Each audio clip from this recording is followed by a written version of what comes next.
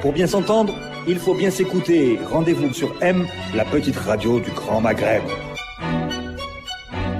Amis auditeurs, bonjour. Radio M reprend ses habitudes en ce mois de septembre avec un entretien avec Melika Baraka, docteur Melika Baraka, cardiologue, médecin, cardiologue, militante politique durant les années 80, les années 90 jusqu'à aujourd'hui et membre de la direction du Rassemblement pour la Kabylie. Melika Baraka, bonjour. Bonjour.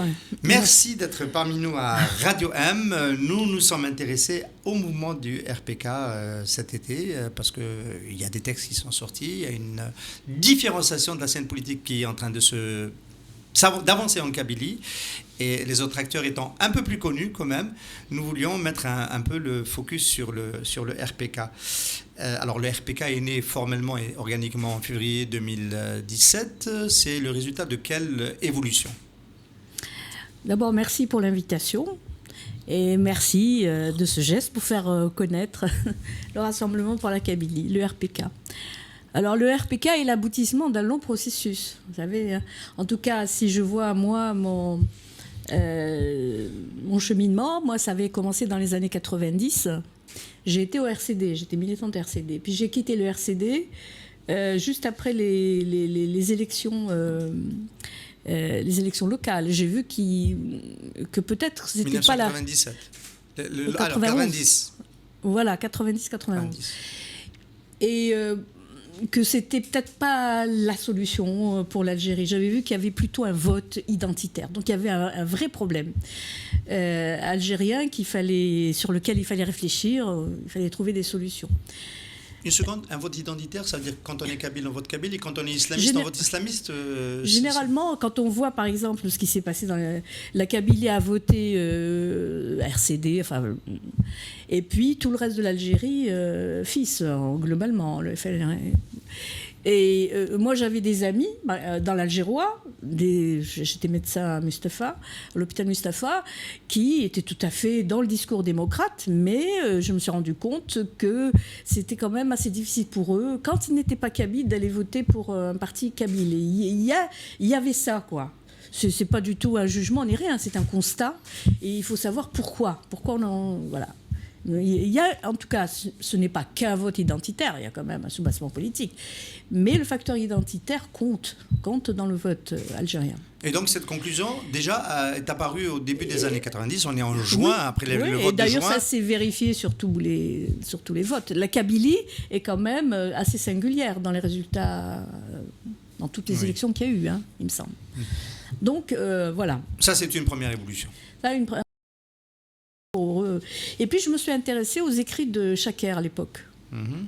Chaker à l'époque, qui lui était sur une nouvelle approche de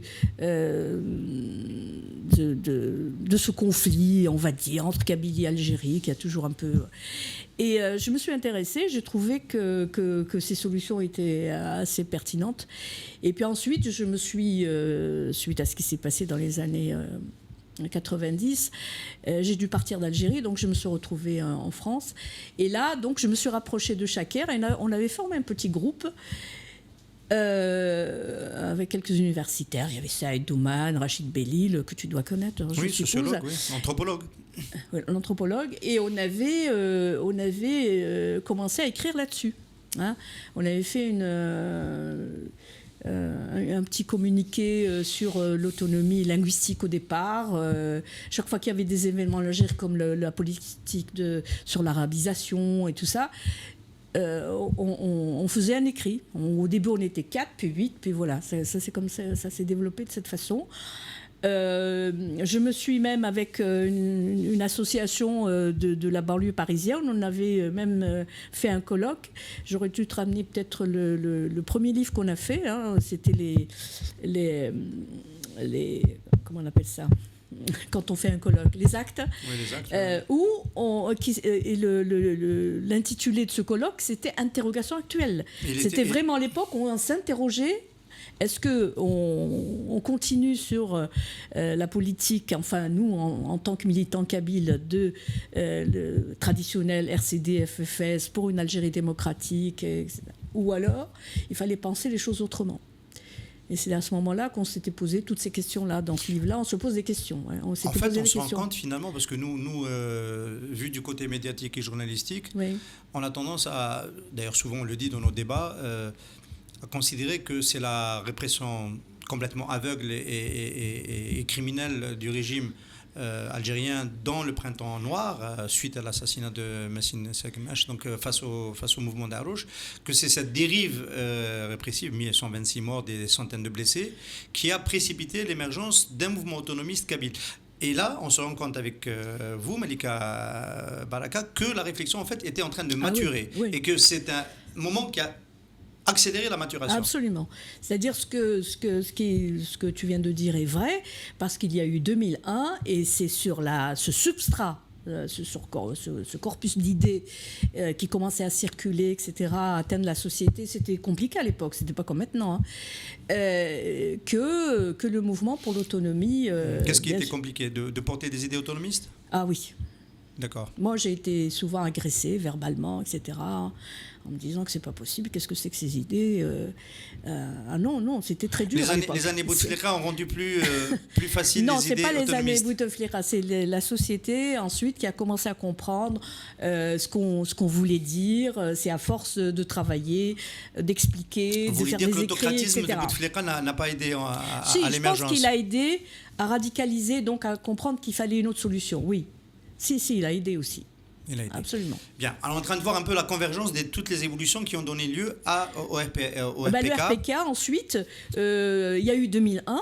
Donc, Farhat Mehni, pas que lui et d'autres compagnons, ont créé donc, le mouvement pour l'autonomie de la Kabylie. Et en même temps, on a voulu, il y a le livre qui est là, qui est aussi le résultat d'un... Donc ce livre qui est apparu déjà en 2002. Hein. En 2002, oui. Qui est une réflexion justement... Question l'autonomie en débat. On a voulu commencer à élaborer une pensée autonomiste. Comment, voilà. Et là, à l'issue de ce débat-là, on s'était réunis en conclave, mais ça c'était à l'étranger, hein, c'était pas en Algérie. Hein. Alors... En conclave, on a conclu, il y a eu bien sûr des débats contradictoires et tout, mais on est tombé d'accord sur le fait que nous constituons un peuple et qu'en tant que peuple, nous avions des droits à défendre, des droits collectifs, des droits politiques, culturels, etc. Et que nous considérions comme des citoyens algériens, donc l'Algérie devrait tenir compte de ce que nous voulons en tant que peuple, et donc il fallait redéfinir la nation et refonder l'État. Très bien. Alors, le fait qu'il y ait des sociologues, des anthropologues dans ce mouvement, j'imagine qu'il y a eu un travail pour essayer de faire émerger un particularisme kabyle qui ne soit pas juste le propre du 19e, 20e siècle, mais qui peut-être aille chercher ses sources un peu plus loin pour en arriver à cette idée de peuple. C'est quand même une catégorie forte, la catégorie de peuple, parce que ça définit un espace d'État-nation, qu'on s'entende bien.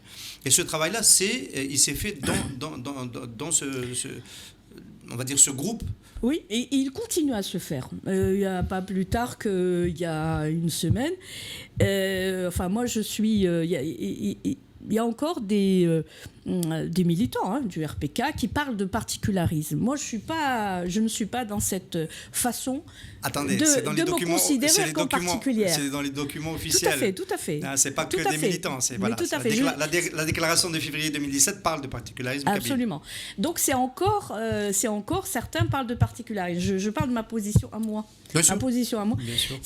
Moi, je ne suis pas, en tant que kabyle, je ne suis pas particulière.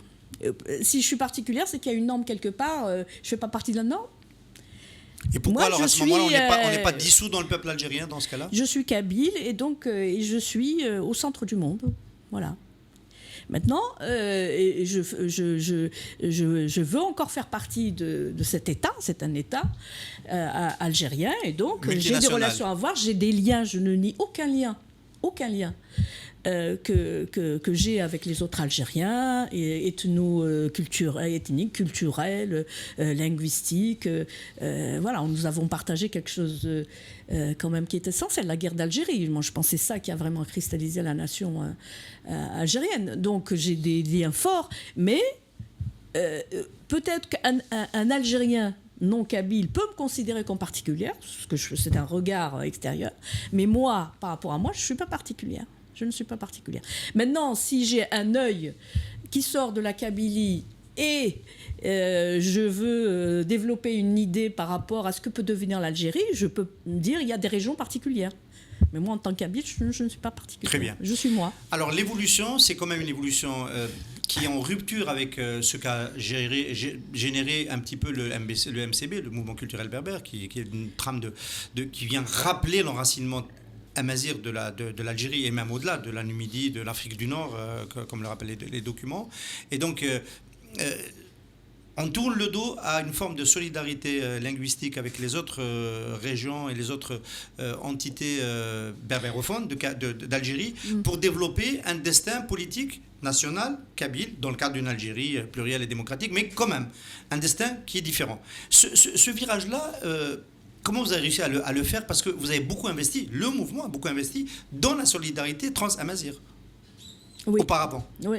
Avant de revenir à ça, je voulais juste terminer, parce que sinon Bien sûr. Juste un petit peu pour le processus. Donc, par exemple, on a créé un cercle justement d'études et de réflexion qui a produit ce livre à Paris avec effectivement des sociologues, anthropologues, etc. Et il y a eu beaucoup de rencontres que les gens effectivement ne connaissent pas. Il y a eu un forum à Takarvost en 2011 sur toutes ces questions-là. Il y a eu aussi un ouvrage qui est sorti de là.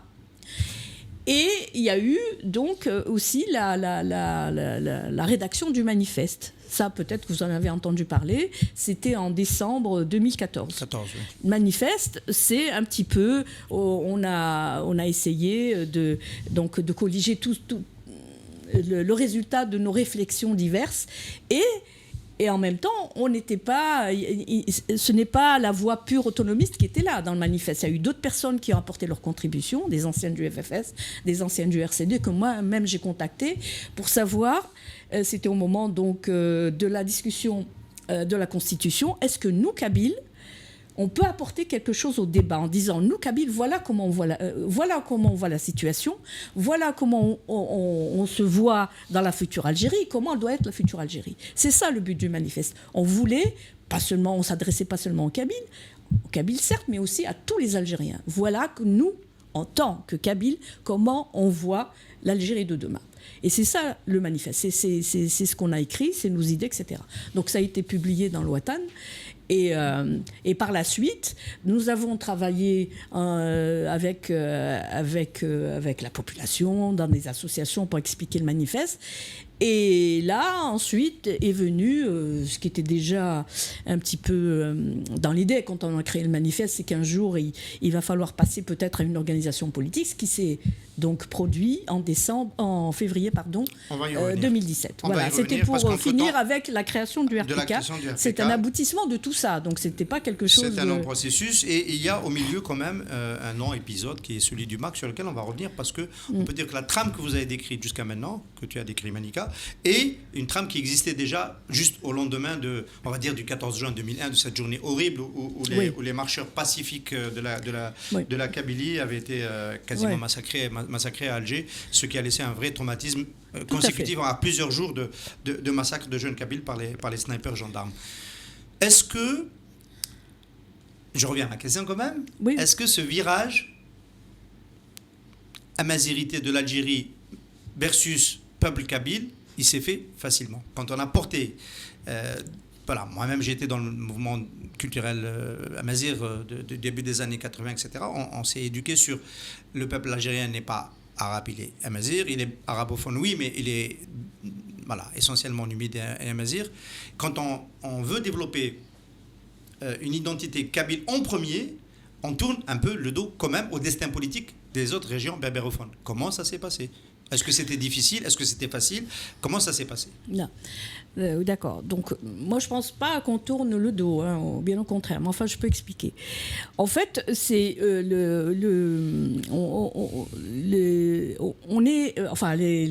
les militants de ma génération, on est passé par cette phase-là. Moi, j'étais au RCD et je suis partie au RCD parce que j'y croyais. C'est une phase fondatrice. donc à une Algérie démocratique où la majorité devait trouver sa place et que tout le monde avait droit à cette part d'identité, qu'il fallait qu'on s'entende, etc. Mais c'était dans l'idée, encore une fois, on est tous pareils. C'est l'État, en fait, c'est un État de droit, mais certes, mais c'est un État jacobin. On était, je pense que... On n'est pas tous pareils, en fait. En tout cas, voilà. Mais l'idée, c'était un peu aliéné aussi par, c'est normal, l'école française, etc., qui nous a inculqué tout ça. Donc pour nous, un État, ça ne peut être qu'un État central, un État de droit, certes, mais voilà, ça c'était... Et on s'est aperçu que, enfin, du moins moi, mais je pense que c'est là un peu pareil pour tout le monde, que d'abord, on était en état d'échec. La Kabylie, malgré son combat pour la majorité, bien qu'elle ait on a quand même obtenu un certain nombre, comme pour la langue, etc., on n'avait pas réussi à démocratiser l'Algérie, à ce que cette notion, par exemple, de triptyque identitaire que le combat amazigh a réussi à mettre dans la Constitution, le triptyque amazirité, arabité, islamité, amazirité. Et quand on y réfléchit à ce triptyque-là, ce triptyque-là est pour moi est complètement incongru. Ça veut dire qu'on est toujours dans cette idée que nous devons tous être pareils. On n'a pas de droit à la différence. C'est ça. C'est-à-dire que même s'il y a une diversité, on dit que il y a la mer, il y a tout ça, il y a cette diversité identitaire, etc. Mais on dit, mais tout le monde doit l'avoir. Tout le monde, on est tous des clones. Alors que cette différence... cette diversité, elle doit être traitée comme une différence. Mais les gens ont peur. Il y a une peur panique. Dès qu'on parle de différence, c'est la séparation, c'est la guerre, c'est le conflit. Non. Je suis kabyle, donc j'ai plus de kabylité en moi. Certes, je suis de culture musulmane, je connais un peu l'arabe, mais pas trop, etc. Je suis différente de quelqu'un qui est d'un Touareg ou d'un Constantinois, etc. Ça ne veut pas dire qu'on ne peut pas créer ensemble un État. Enfin, créer ensemble un État, c'est déjà fait. En fait, il s'agit de le développer, de le perpétuer. Non, un État, non. Créer ensemble un État qui respecte ces différences-là. On a l'impression que dès qu'il y a un État, ces différences doivent être annihilées. C'est-à-dire qu'on doit tous être pareils. Et pardon, ce qui peut faire toucher du doigt le problème, c'est la langue. C'est la langue. C'est justement le combat pour la langue tamazight. La langue tamazight, tel que le combat a été mené jusqu'à présent d'ailleurs, on voit que c'est une impasse. Certes, la langue tamazight est reconnue comme langue officielle, nationale officielle, qu'elle doit être enseignée. Mais évidemment que c'est la langue, comme c'est une population, la population berbérophone est quand même de loin inférieure en termes démographiques la population arabophone, il est évident que si on maintient le même enseignement partout, c'est-à-dire une école unique, il est évident que Tamazight ne va pas tarder à mourir, même si elle est officielle. Est-ce qu'il est correctement... Même si elle est... Malika Balka, est-ce qu'il est porté, depuis qu'il est officiel, depuis qu'il est surtout de langue nationale, est-ce qu'il est suffisamment porté par le mouvement associatif culturaliste berbérophone et berbériste en règle générale? Est-ce que l'enseignement, la diffusion, la promotion, la sauvegarde de la langue Tamazight, est-ce que c'est enseigné suffisamment? Est-ce qu'il y a un militantisme de ce type-là? Ou est-ce que, comme le disent les adversaires de la langue Tamazight, que depuis que c'est reconnu, on se rend compte que c'était en fait un cheval de Troie et qu'en fait ce qu'il y a derrière, c'est surtout des droits politiques, c'est pas Tamazight. D'ailleurs, j'ai trouvé un petit peu que vous avez glissé trop vite sur cet acquis. Alors que c'est le combat d'une génération entière. Oui, non, un peu trop vite, il n'est pas assez valorisé. Oui, c'est un acquis. Bien évidemment, c'est un acquis. Mais c'est un acquis qui ne va pas nous sortir du fait qu'on ne pourra pas utiliser notre langue comme on voudrait qu'elle soit utilisée. Moi, je dis je suis kabyle. J'ai besoin... est-ce que j'ai le droit d'avoir un espace à moi ? C'est légitime quand même. Je veux vivre dans un espace où je peux parler ma langue, où je peux utiliser ma langue, où je peux travailler avec ma langue, etc. Est-ce que c'est un droit ? Je peux demander ce droit.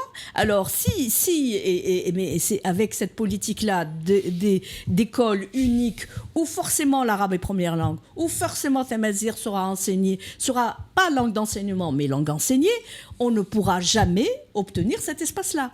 Par contre, si la langue Tamazight est considérée comme première langue, c'est-à-dire langue d'enseignement, elle peut me faire accéder à créer des petits métiers, à faire des petits métiers, être à la mairie, écrire en kabyle, ou être, voilà, pas aller à l'université et travailler. Et ce type d'avancée est exclu dans le cadre de l'État jacobin, fédéral, centralisé. Est-ce que c'est vraiment impossible? Impossible. Attendez, Impossible. Malika Baraka, on disait nous-mêmes, à l'époque, notre grande époque radicale, on disait que l'État nationaliste, populiste du FLN serait incapable de reconnaître Tamazight comme langue nationale et encore moins comme langue officielle. Tant mieux qu'on se soit trompé. Ouais. Mais là, en reconnaissant, on ne change pas d'État. C'est toujours un État très centralisateur. Mais est-ce que ce n'est pas une erreur d'aller de ne pas inciter plutôt sur l'incapacité, une seconde, je développe juste ma question, d'insister plus sur la difficulté à développer sa différence culturelle et pas suffisamment sur, en fait, à la limite, la Kabylie peut dire je refuse, et en fait c'était au cœur de la plateforme de l'Arsal, je refuse de vivre sous un régime autocratique qui tue son peuple, tout simplement, et donc je revendique des instruments, d'ailleurs le RPK les revendique, un parlement et un gouvernement kabyle qui va respecter les droits humains, qui ne va pas tirer sur les gens dans la rue, des manifestants pacifiques, etc. Est-ce que c'est pas finalement au fond du fond, la première revendication que devrait mettre devant le RPK? Non, moi je pense que non. La revendication de la Kabylie, c'est de sauvegarder sa culture et sa langue d'abord. Et ce qu'elle est, son identité. Après, les problèmes, effectivement, de la répression, de la Hogra, d'un régime autoritaire, c'est partagé par tous les autres Algériens. On a vu ce qui s'est passé en Constantine, par exemple. On ne peut pas dire que... Voilà.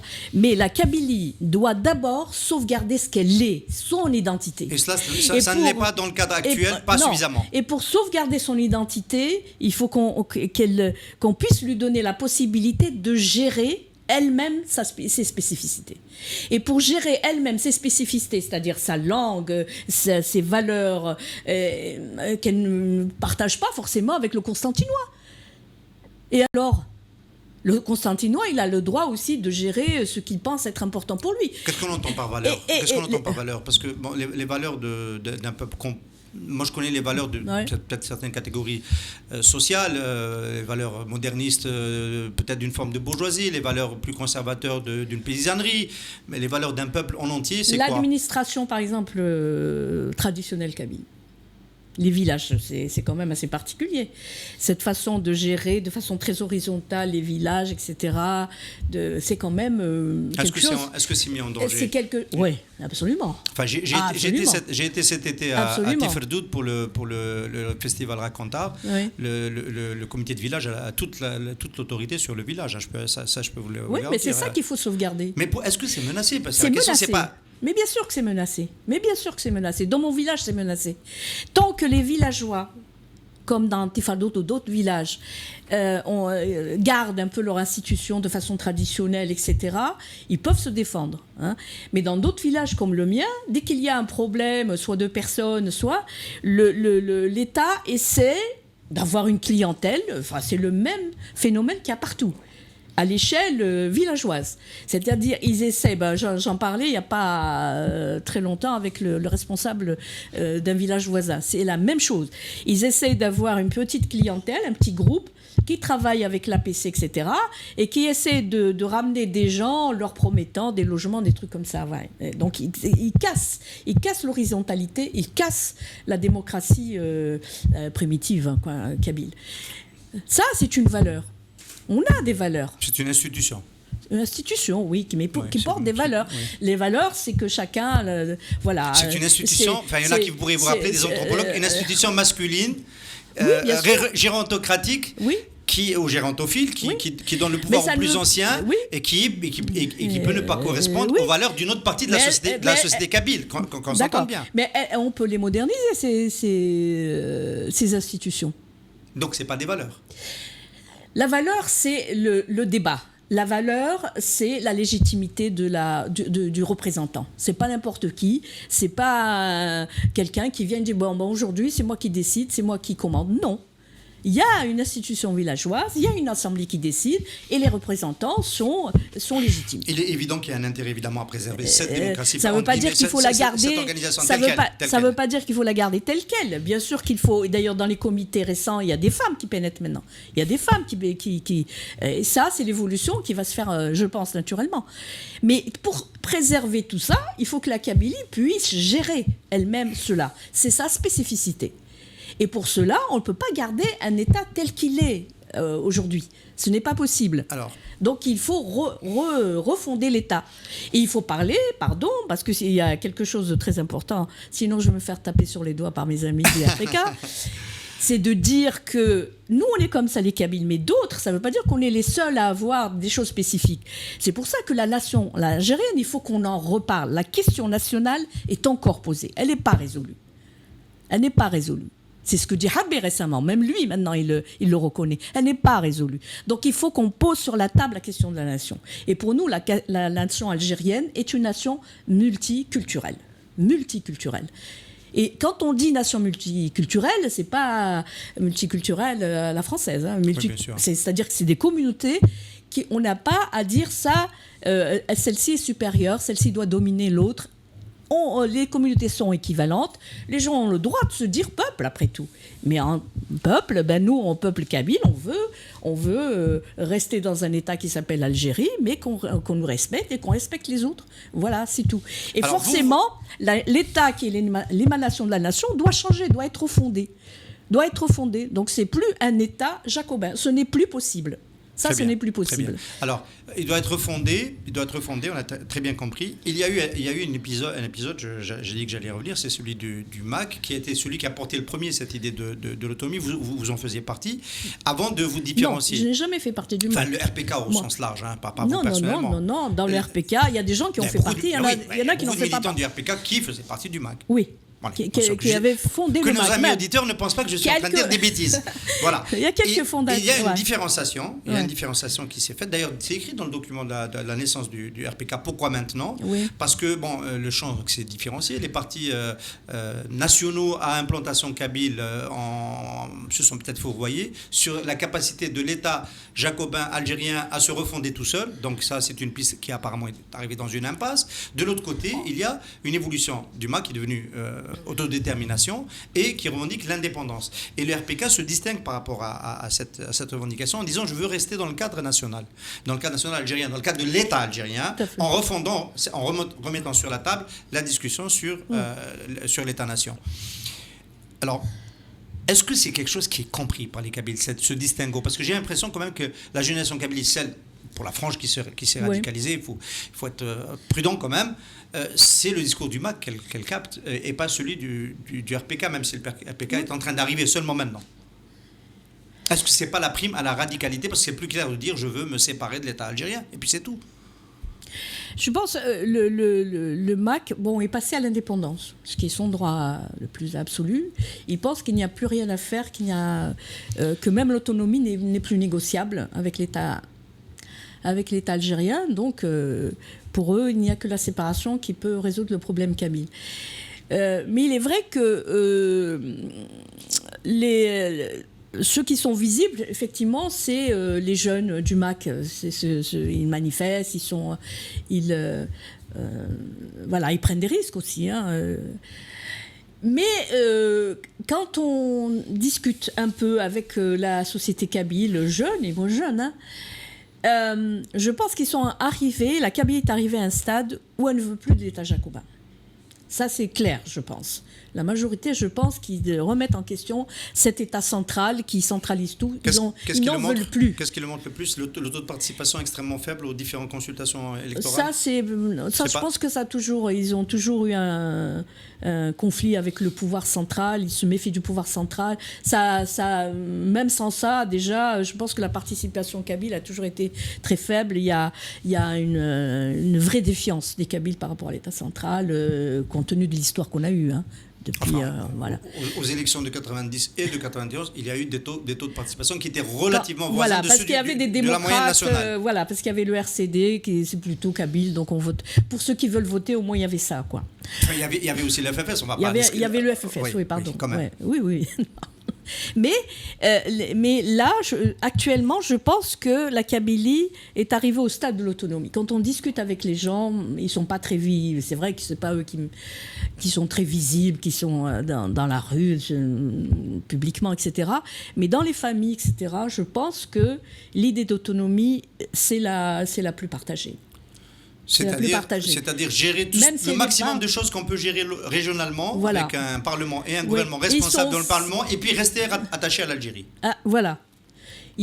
Mais pas à n'importe quelle Algérie. Mais pas n'importe quelle Algérie. Forcément, de toute façon, s'il y a une autonomie kabyle, l'Algérie doit changer. On peut pas avoir une autonomie avec une Algérie, avec un État comme ça. Et forcément, on doit changer la façon de fonctionner. État fédéral pourquoi pas, État fédéral, ou alors une autonomie asymétrique, ou une autonomie tout court avec une autre forme de démocratie. C'est-à-dire qu'il y a un partage des pouvoirs. Le pouvoir local, nous l'avons, et le pouvoir, tout ce qui est régalien, doit être géré par l'État central. Voilà. Tout ça est en discussion fédérale, pourquoi pas. Et d'autant que l'Algérie, là, les gens sont sensibles à cet argument, y compris les non kabyles. Parce que je pense qu'il faut aussi avoir un débat avec les autres Algériens pour montrer que la solution que propose le RPK n'est pas seulement bonne pour la Kabylie, et c'est bon pour l'Algérie. Je pense que c'est la seule solution. D'autant qu'ils ont expérimenté ça pendant la guerre. Il y a eu quand même un mode de fonctionnement fédéral entre les différents wilayas qui étaient plutôt autonomes les unes par rapport aux autres. Et puis il y avait, voilà. Est-ce qu'on peut pas revenir à cette façon de gérer l'Algérie? Est-ce que c'est possible? Voilà, je pense que c'est tout ce questionnement que pose le RPK sur la table qui doit être débattu non seulement par les Kabyles mais également par les Algériens. Dans l'ensemble, il faut débattre de façon sereine. Est-ce que le RPK le fait suffisamment? Est-ce qu'il porte suffisamment cette interpellation pour dire aux autres Algériens ce que nous proposons, c'est bon pour l'Algérie, c'est pas seulement bon pour nous, pour la Kabylie? Déjà, on l'a fait dans le manifeste. On a dit que c'était bon pour, bien sûr. Chaque fois qu'on peut avoir un débat dans une association ou même en dehors avec des amis, etc., quand on se retrouve, on discute, bien sûr. Je pense qu'il faut discuter. C'est essentiel de discuter avec tous les Algériens. Mais c'est vrai que c'est pas suffisant. C'est loin d'être suffisant. C'est loin d'être suffisant. Est-ce que cette position-là n'est pas quand même, quand on voit ce qui s'est passé en Catalogne, avec quand même le gouvernement catalan avec des droits très importants, des prérogatives extrêmement importantes, qui quand même est arrivé jusqu'à organiser un référendum d'indépendance et vouloir se séparer du royaume de l'État d'Espagne. Est-ce que c'est pas quelque chose qui va plutôt faire peur, entre guillemets, aux détenteurs de la pensée jacobine centralisée, dire oui, effectivement, on peut accorder de grandes prérogatives à des régions en Algérie, la Kabylie peut-être en premier parce que c'est celle où c'est le plus cristallisé, mais cela ne nous prémunit pas contre des dérives, entre guillemets, du point de vue du centre, c'est une dérive, indépendantiste. Il y a quand même Bien sûr. Et vous comprenez qu'on puisse redouter de lâcher du lest, parce que ça ne veut pas dire qu'on a raison de ne pas lâcher de l'est, mais nous, pendant longtemps, on a dit il faut donner de l'autonomie parce que c'est ça qui prévient contre peut-être les fausses solutions. Et on se rend compte que c'est peut-être pas si vrai que ça. Si l'autonomie n'est pas satisfaisante pour le peuple autonome en question, il a le droit de demander autre chose, quoi. Voilà, c'est tout. Moi, c'est tout ce que je peux répondre. Oui, mais aujourd'hui en Kabylie, l'idée, si on devait faire un référendum aujourd'hui, l'idée d'être autonome et à toujours rester en Algérie, c'est celle-là qui passerait le point. Je pense que c'est celle-là. Et pas l'indépendance soutenue par le MAC. Je ne crois pas. Je ne crois pas. Mais il n'y a pas de sondage, on devrait en faire. Hein. Mais je ne crois pas. D'après ce que c'est plutôt une solution plus raisonnable, plus crédible aussi et moins violente. L'indépendance fait peur à beaucoup de gens. Alors le mot violent, c'est vous qui l'amenez, ça me permet de faire une transition. Jusqu'à aujourd'hui, le MAC s'était revendiqué d'une démarche tout ce qu'il y a de plus pacifique. Il y a eu cette sortie au début de l'été de Farhat Mahanni qui a appelé la jeunesse en Kabylie à se mobiliser dans une force de contrainte qui fonctionne comme une force de police, qui rompt avec l'organisation de l'État algérien. Vous avez réagi à cela? Oui, j'ai réagi, oui. Oui, enfin, on peut le rappeler aux auditeurs. Le Rassemblement pour la Kabylie a réagi, mais il a réagi tout à fait au début, en interpellant de façon très bienveillante les militants du MAC, en leur disant c'est une voie dangereuse. Et j'ai également réagi parce que c'est paru, je pense, dans Liberté. En disant que moi, ce qui m'inquiétait, c'était un climat aussi une espèce de climat de terreur qui s'installait chaque fois qu'on n'était pas d'accord, aussi bien que sur les réseaux sociaux ou dans les débats publics. On ne pouvait pas. On nous traitait de tous les noms. Voilà, Kabyle de service. Bon. Enfin, les Kabyles du service, il y en a à la tête du gouvernement et ailleurs. Donc là, il y a de la marge quand même. Il y a de la marge. Bon, non, mais c'était inquiétant. C'était un climat assez inquiétant. Et puis, cette façon de dire, il n'y a qu'une seule solution, c'est celle-là. Ceux qui ne sont pas là-dedans sont des traîtres et tout. Donc, je me suis un petit peu révoltée contre ça. J'ai dit qu'il fallait arrêter ça, que aller vers des forces de contrainte, on ne sait pas comment faire. Enfin, voilà. Donc, et sur le terrain, finalement, c'est pas quelque chose qui est en train de prendre. Non, je crois que les Kabyles ont réagi à ça de façon très négative, je crois. Non. Il me semble. Hein. Alors, votre relation avec l'opinion kabyle, on a un peu compris comment ça se passait. Avec les autorités, est-ce que vous avez un dialogue avec les autorités en Kabylie? Est-ce qu'on perçoit la différence, votre positionnement qui est un peu subtil quand même, qui n'est pas celui des partis nationaux à implantation kabyle, qui n'est pas celui du MAC, dernière version de Farhat. Qu'est-ce que vous appelez les autorités? Le Wali, c'est ça? Le Wali, oui, principalement. Conflictuel, moi je pense. Parce que chaque fois qu'on demande, une salle pour se réunir ou pour faire une conférence, elle est systématiquement refusée. Systématiquement refusée. Chaque fois, nos militants sont convoqués en disant qu'est-ce que vous allez faire. Enfin, bon, voilà. C'est un petit peu l'atmosphère qu'il y a en Kabylie, mais il n'y a pas que nous qui en sont victimes. Toutes les organisations, à part les partis institutionnalisés comme le FFS, comme le RCD, et peut-être que même aussi ont des difficultés, j'en sais rien, mais enfin, eux, au moins légalement, nous ne sommes pas un parti légalisé. On est un parti régional, donc on lutte aussi. Ça fait partie aussi de notre lutte politique de dire il n'y a pas de raison pour que dans un État qui s'appelle l'Algérie, on ne puisse pas avoir un parti régional. Voilà, c'est aussi... et on essaie justement de lutter pour qu'on soit un jour légalisé.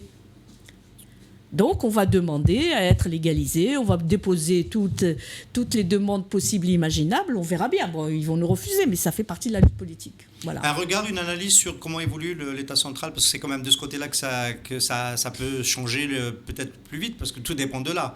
5e mandat, poursuite de l'autocratie, présidence à vie, le rôle toujours important de l'armée, ce sont des éléments qui vous confortent dans votre choix de la fin des années 90, début des années 2000, de changer d'optique et d'aller dans le sens d'autonomie. Oui, bien sûr.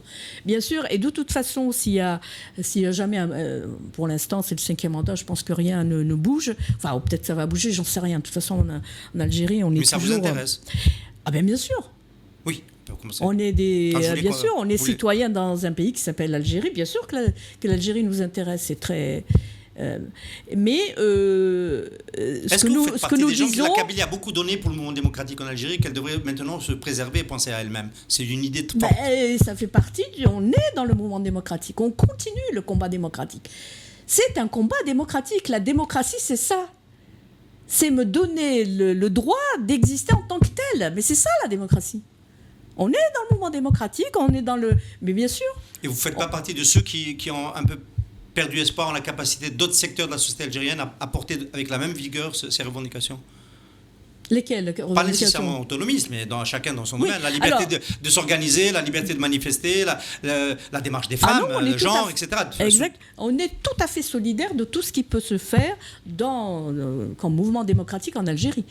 Tout à fait solidaire. Mais ce que nous disons, c'est que si jamais il y a un jour un projet qui peut prendre, hein. Il est évident que pour nous, la Kabylie ne s'y joindra que si on lui garantit un statut particulier, que si elle a droit à s'auto-gérer, donc avec un gouvernement local et un gouvernement et un parlement élu par... Voilà. On ne marchera plus de façon aveugle dans une espèce de chose, oui, et puis on verra après, ça c'est fini, terminé. On ne marchera que si tout ça est garanti. Mais voilà. Accordons quand même au fait d'histoire que la Kabylie a toujours bougé pour des revendications d'abord kabyles. Pardon ?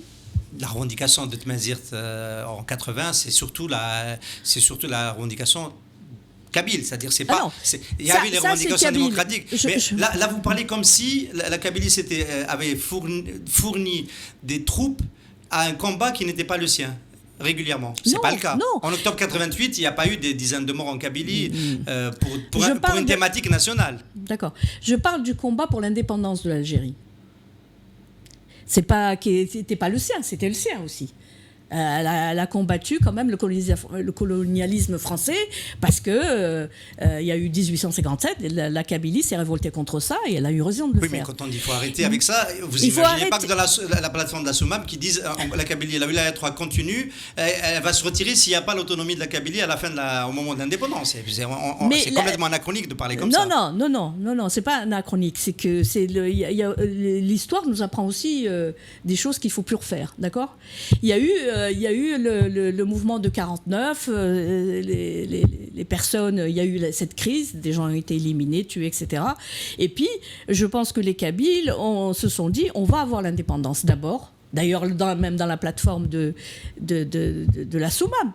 Il est bien dit que les messalistes et les berbéristes seront... Je pense que c'était dans cette optique-là. Ayons d'abord l'indépendance, ces questions-là vont être réglées après. C'est ça que nous, on ne veut plus recommencer à dire ça. On ne va pas résoudre après ça. Oui, si jamais il y a un mouvement national algérien de reprise démocratique du pouvoir, etc., on rentrera dedans à condition que les choses soient claires par rapport à la Kabylie. Voilà, c'est ce que je dis. Malika Baraka, merci beaucoup d'avoir été notre invitée aujourd'hui. Merci. Merci à vous. Pour bien s'entendre, il faut bien s'écouter. Rendez-vous sur M, la petite radio du Grand Maghreb.